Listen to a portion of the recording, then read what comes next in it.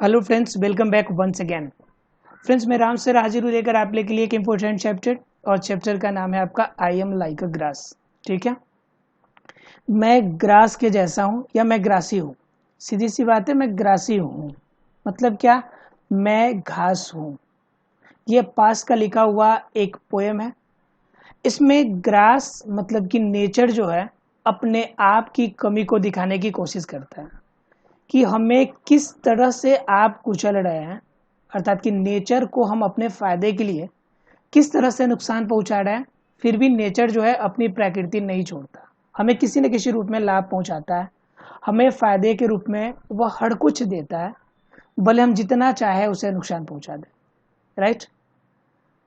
अब बिना डाउट बिना कुछ किए हुए हम इस चैप्टर पे आएंगे और नेचर को जितना हम लोग नुकसान पहुंचा रहे हैं इसका जायजा आप अपने वातावरण से लगा सकते हैं। जितना ज़्यादा वातावरण में टेम्परेचर इंक्रीज कर रहा है, पहले temperature 30 to 35 degree Celsius, the temperature of this is the maximum. सभी कोई कहते थे मैक्सिमम हो गया, बहुत ज़्यादा हो गया, आवश्यकता से अधिक हो गया, इससे ज़्यादा होने का तो कोई चांस ही नहीं है। आज हम लोग 42 degree Celsius, 45 degree Celsius, 48 degree Celsius को सफ़र कर रहे हैं। समझ सकते कितना टफ कंडीशन है। और ये कंडीशन के लिए जिम्मेवार रिस्पॉन्सिबल कौन है? आप, हम, हर कोई जो इंसान इसके अंदर आपके शामिल होते हैं। तो सीधे शब्दों में कह सकते हैं कि ये जितना टेम्परेचर इंक्रीज कर रहा है, इंक्रीज करने के पीछे रीजन किसका है? रीजन है ह्यूमन बींग्स का, मानव का। राइट। कह रहा है कि Pash 1950s to 1988 was a major Punjabi poet. Pash जो होते हैं एक पंजाबी पोएट है, और बहुत बड़े पंजाबी पोएट, मतलब पंजाबी लैंग्वेज में ही अपनी कविताएं लिखते थे। हिज इम्पोर्टेंट वर्क्स, अगर उनके कुछ कृतियों के बारे में बात करें तो इंक्लूड लोक कथा, जिनमें शामिल है लोक कथा, उडेरियन बैजन मागड़, सेड शमयान बीच। ये सभी उनके कुछ कृतियां हैं, कुछ किताबें हैं, लेख हैं इनके। द प्रेजेंट पोएम, यहाँ पे जो कविता है आई एम लाइक ग्रास, मैं घास हूँ, यह जो कविता है यह translated from Punjabi by Suresh Sethi. ये सुरेश सेठी के द्वारा ट्रांसलेट किया गया है। ब्रिथ्स ऑप्टिमिज्म, ठीक है, ब्रिथ्स ऑप्टिमिज्म जो कि आपका ऑप्टिमिज्म है लोगों की, यह वास्तव में क्या है? ब्रिथ्स ऑप्टिमिज्म, यानी ऑप्टिमिस्टिक है यह, मतलब कि परंपरा को ना मानने वाले, एक मतलब अलग तरीके का है जो हमारे नियम कानून के विरुद्ध जाता है। राइट फ्रेंड्स, चलिए स्टार्ट करते हैं। इस पोएम को करने से पहले हम लोग देखेंगे इसके कुछ स्मॉल ग्रुप्स के क्वेश्चंस, उसके अकॉर्डिंग हम जानने की कोशिश करेंगे। ठीक है, कह रहे हैव यू सीन ग्रास। ये तो सीधी सी बात है कि ग्रास लगभग लगभग सभी ने देखा होगा, क्योंकि जो छोटे छोटे आपके पौधे जो आपके आसपास में नीचे आपके जमीन पे उगते हैं, तो वही तो ग्रास है आपका। तो ग्रास को हर किसी ने देखा होगा। ग्रास हमारे लिए बेनिफिशियल होता है कि ग्रास पे अगर चलने से उस पर की उसकी जो बूंदे पड़ती है वो हमारे पैरों के लिए, हमारे हेल्थ के लिए काफ़ी बेहतर होता है। अन्य रूप में करें तो एक पौधा है, पौधे के रूप में अगर वो क्लोरोफिल का इस्तेमाल कर रहा है, भोजन बना रहा है, तो कंफर्म है कि ऑक्सीजन तो आपको दे ही रहा है। क्लियर है? तो इस तरह से हर तरह से आपका ग्रास भी आपके लिए फायदेमंद हो जाता है। How does it look? देखने से तो ग्रीनरी ही लगेगा आपको। जब अगर ग्रास को देखेंगे तो कैसा दिखेगा? हरा दिखता है आपको। उसके बाद कह रहे हैं how do you feel when you walk on it? जब आप इस पे चलते हैं तो कैसा महसूस करते हैं? काफ़ी ज़्यादा कंफर्टेबल, काफ़ी ज़्यादा कंफर्टेबल, रिलैक्स फील करते हैं आप। कैसा फील करते हैं? रिलैक्स फील करते हैं। कंफर्टेबल और रिलैक्स फील करना भी करेंगे भी आप। क्यों? क्योंकि इस पे जो ओस की बूंदें पड़ी होती हैं, जो आपका ड्यू होता है, जिनकी वजह से क्या होता है कि आपको बेहतर महसूस होता है। जब हल्के हल्के आपके जो आपके घास की जब दाने आपको चुभते हैं, उनकी डालियां चुभती हैं, तो बड़ी गुड वाली फीलिंग आती है आपके मन में। तो इस वजह से यह फायदेमंद होता है। और जनरली मॉर्निंग वॉक और इवनिंग वॉक, इन दोनों समय के लिए काफ़ी ज़्यादा फायदेमंद होता है। और जनरली क्या करते हैं हम लोग, इसका इस्तेमाल इसी टाइम में बेहतर तरीके से करते हैं। उसके बाद अगर हम आगे बात करें तो कहता है कि आपका 4th नंबर क्वेश्चन कि can a man be compare to grass? क्या एक इंसान को ग्रास से तुलना कर सकते हैं? बिल्कुल कर सकते हैं भाई, अगर करना चाहे तो। घास है, घास से तुलना इंसान को तो कर ही सकते हैं। कुछ इंसान ऐसे होते हैं जो सबके लिए फायदेमंद करते हैं, हमेशा लोग को बेनिफिट देना चाहते हैं, लेकिन उसके बदले में उसे क्या मिलता है भाई? हमेशा तिरस्कार, चारों तरफ से उसके उपकार का वैल्यू नहीं किया जाता। तो हम ग्रास से तुलना कर सकते हैं। जिस तरह से ग्रास एक लिविंग बीइंग के रूप में हमारी परितंत्र को अर्थात इकोसिस्टम को हेल्प पहुंचाता है, जिस तरह से हमारे इकोसिस्टम को हेल्प पहुंचाता है, वैसे मानव भी हेल्प पहुंचाता है। तो इन सभी कारणों से हम कह सकते हैं कि कंफर्म है कि इसे हम कंपेयर कर सकते हैं।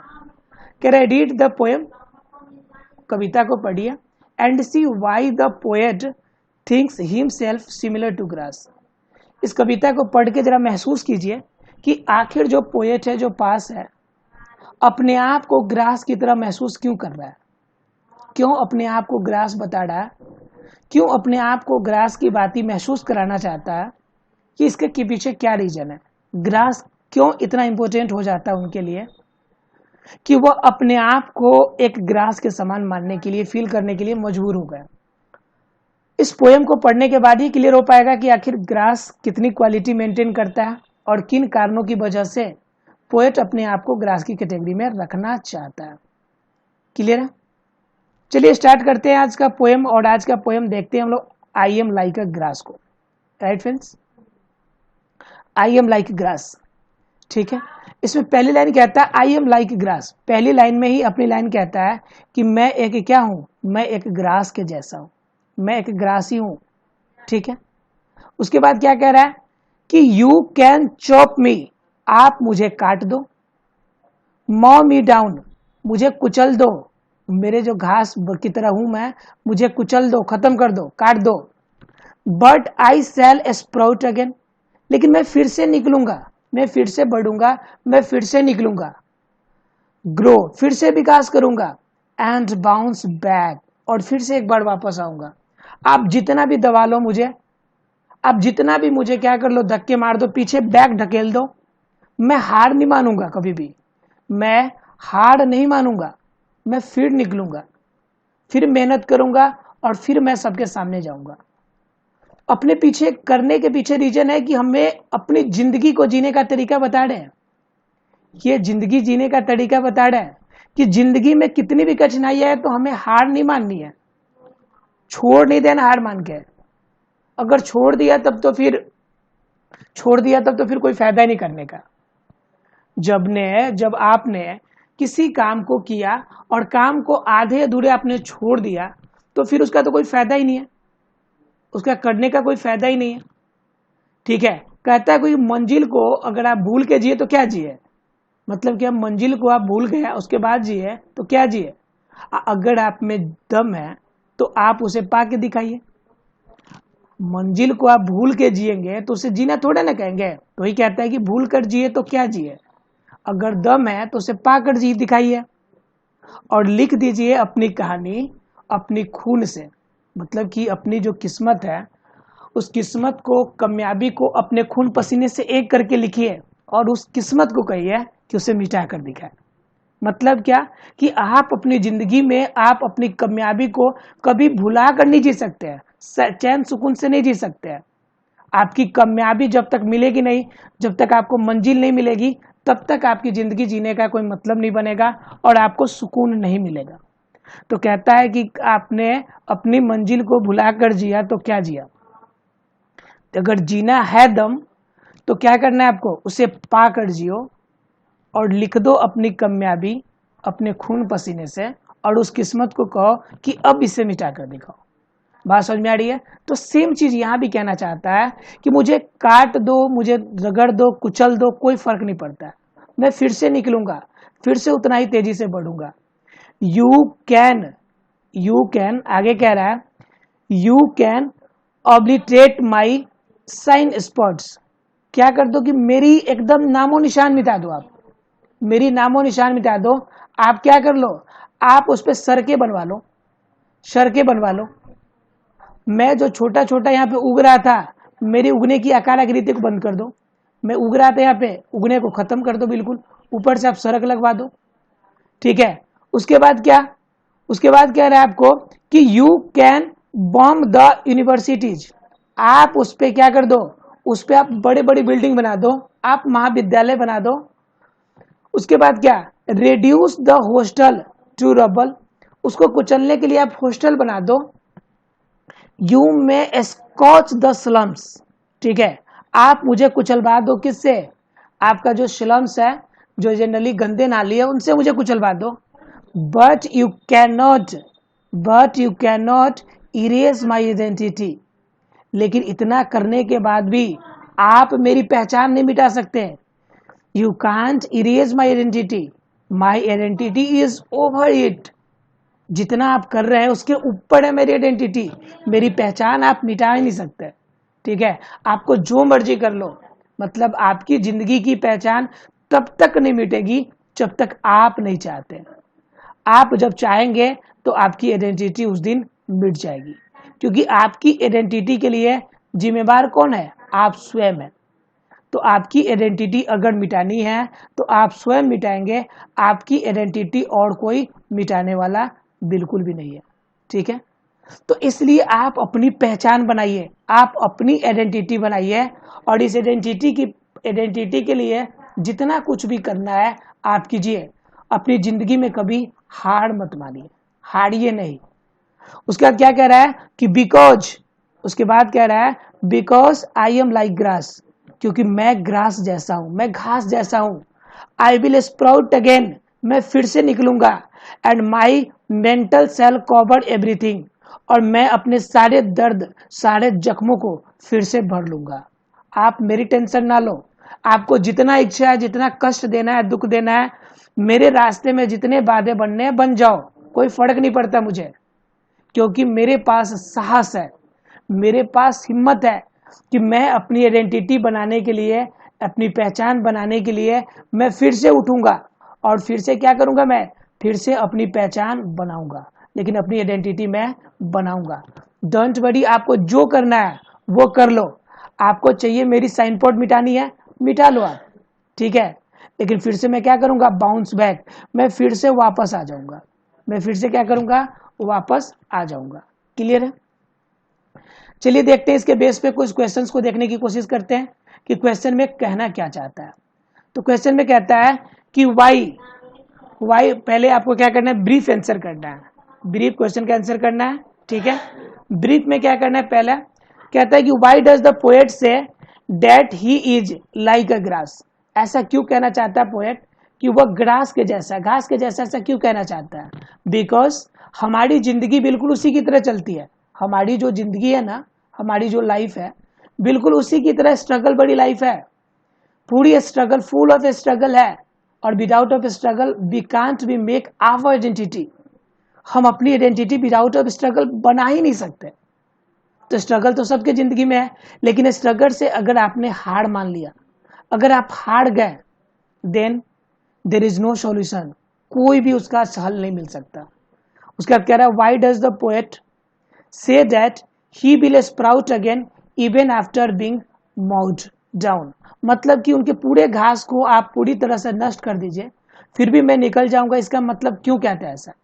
तो ऐसे कहने के पीछे रीजन है कि स्ट्रगल जो होता है ना, जो आपकी प्रॉब्लम्स जो होती है, वो प्रॉब्लम्स और स्ट्रगल्स वो कभी भी आपकी जो इच्छा शक्ति होती है ना, आपकी जो डिजायर होती है ना, उनसे ऊपर नहीं होती, आपके मन में जो विश्वास होती है ना, उनसे ऊपर नहीं होती। ये प्रॉब्लम जो होते हैं, स्ट्रगल जो होंगे ना, वो आपकी प्रॉब्लम से, आपकी इच्छा से ना नीचे होती है। अगर आपके मन में इच्छा है तो फिर cross the line, you cross your limit, आप अपनी लिमिट को भी क्रॉस करके, लेकिन आप अपनी पहचान जरूर बनाएंगे। सो आपको हार नहीं मानना जिंदगी में। उसके बाद कह रहा है what makes the poet stay that people can't erase his identity, ऐसा क्यों कहते हैं कि लोग उनकी पहचान नहीं मिटा सकते?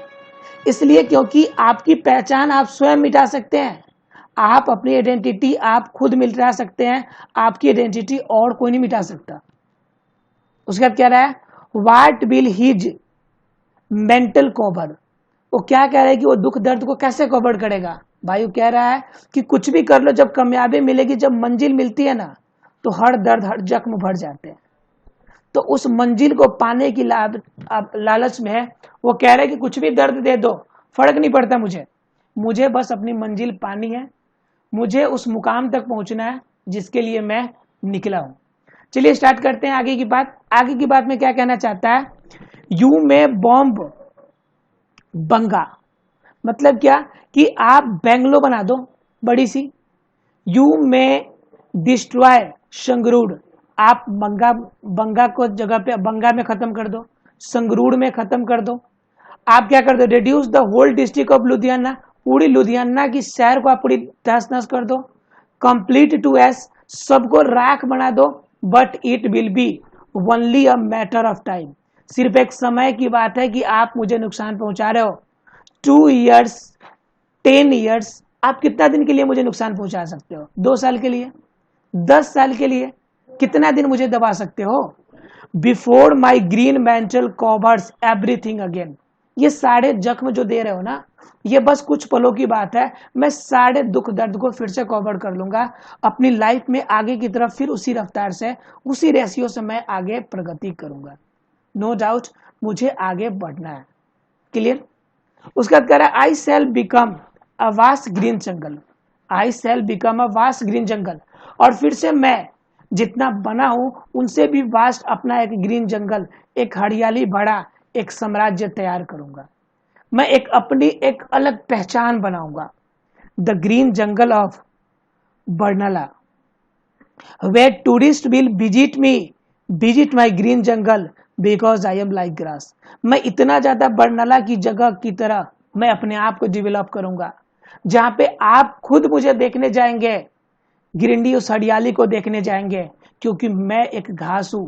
मैं कभी हार नहीं मानता अपनी जिंदगी में, स्ट्रगल को कभी भी मैं हारने नहीं देता, स्ट्रगल से मैं कभी हारता नहीं, स्ट्रगल को अपने लाइफ में कभी हावी नहीं होने देता। यू कैन चॉप मी, मन करे आप मुझे काट दो। यू कैन माउ डाउन, आप मुझे कुचलवा दो, पूरी घास खत्म करवा दो। But I will sprout again, लेकिन मैं फिर निकलूंगा, फिर बढ़ूंगा, एंड कवर एवरीथिंग, और मैं हर चीज को फिर कवर कर लूंगा। मुझे कोई गम नहीं है कि आपने मुझे कितनी बार काटा है, मैं आपके काटने के पीछे नहीं, अपनी आगे बढ़ने के पीछे भागूंगा। दुनियादारी क्या करते हैं कि आपको किसी ने जख्म दिया तो उस जख्म का बदला लेने के लिए आप अपनी जिंदगी को बर्बाद करना शुरू कर देते हैं कि किसी भी तरह उसे नुकसान पहुंचेगा क्योंकि आप बर्बाद हो रहे हैं। देयर इज नो डाउट कि आपके उस बर्बादी से सामने वाले को कोई फर्क नहीं पड़ता। आप कामयाब बनो, अपनी राह चुनो, एक अलग तैयार करो, और ऐसी राह जो कि औरों से अलग हो, जो आपकी आइडेंटिटी दे। आपकी कामयाबी सामने वाले की हार होगी। सामने वाले की कामयाबी को तोड़ने के चक्कर में अपनी टाइम वेस्ट ना करो। अगर अपनी कामयाबी पे उतना समय दोगे तो आप उससे बहुत आगे निकल जाओगे। So you think about yourself how to develop, आप अपने बारे में सोचिए कि आप कैसे आगे जा सकते हैं। Don't think about the growth of the others, दूसरे के आगे बढ़ने से जलने में टाइम वेस्ट ना करें आप। चलिए ब्रीफ क्वेश्चन में देखते हैं, वेरी ब्रीफ क्वेश्चन से इनमें देखते हैं कि क्वेश्चन नंबर फर्स्ट क्या कहता है। कहते हैं what do Banga and Sangrur refers to. ये इन जगहों को बताता है क्योंकि ये रेगिस्तानी हो गए, ये अनफर्टाइल हो गए, यहाँ पे आपकी उपजाऊ शक्ति खत्म हो गई। तो इस वजह से कह रहे हैं, बंगा और संगरूर को कह रहा है कि ऐसे जगह बना दो, मुझे फर्क नहीं पड़ता, फिर भी मुझे राह मिलेगी, मैं आगे निकल जाऊंगा। क्लियर? उसके बाद क्या कह रहा है, reduce the whole district of Ludhiana to ashes, what does this line suggest. ये इस लाइन को क्यों बताना चाहते हैं कि लुधियाना को पूरा एसएस में कन्वर्ट कर दूं? ठीक है।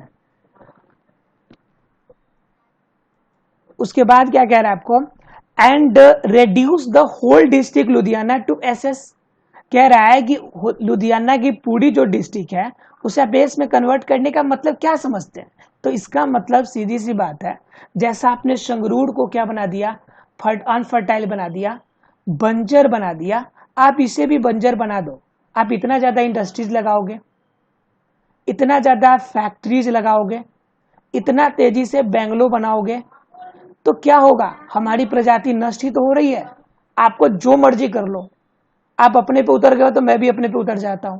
आप जितनी मर्जी फैक्ट्री लगा लो, इंडस्ट्री लगा लो, बंगला बना लो, लेकिन मैं निकलना होगा तो मैं आपसे हार नहीं मानूंगा, मैं उनसे बेहतर बन के दिखाऊंगा, ये कहना चाहते इस लाइन में।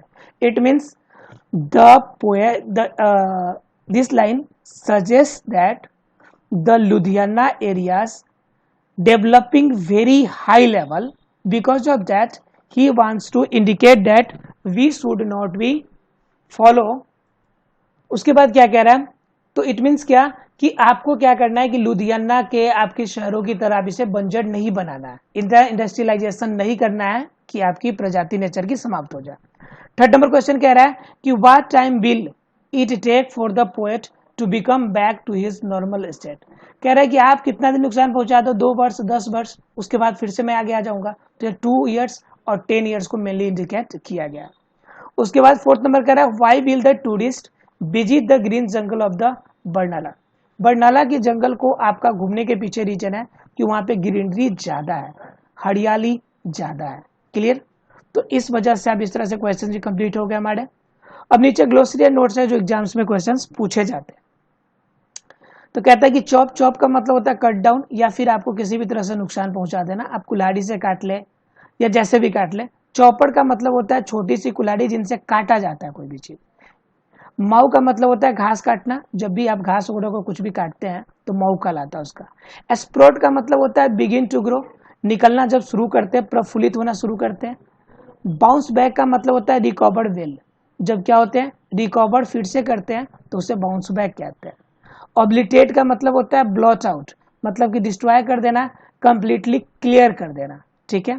और साइन पोस्ट का मतलब होता है पोस्ट ऑन ए रोड। ठीक है? एक सड़क बना देना, पूरी तरह से एक डायरेक्शन इंडिकेट करता है कि पूरी तरह से कवर अप कर देना। क्लियर है फ्रेंड्स? तो मिलते हैं अगले क्लास में, तब तक के लिए thank you very much friends.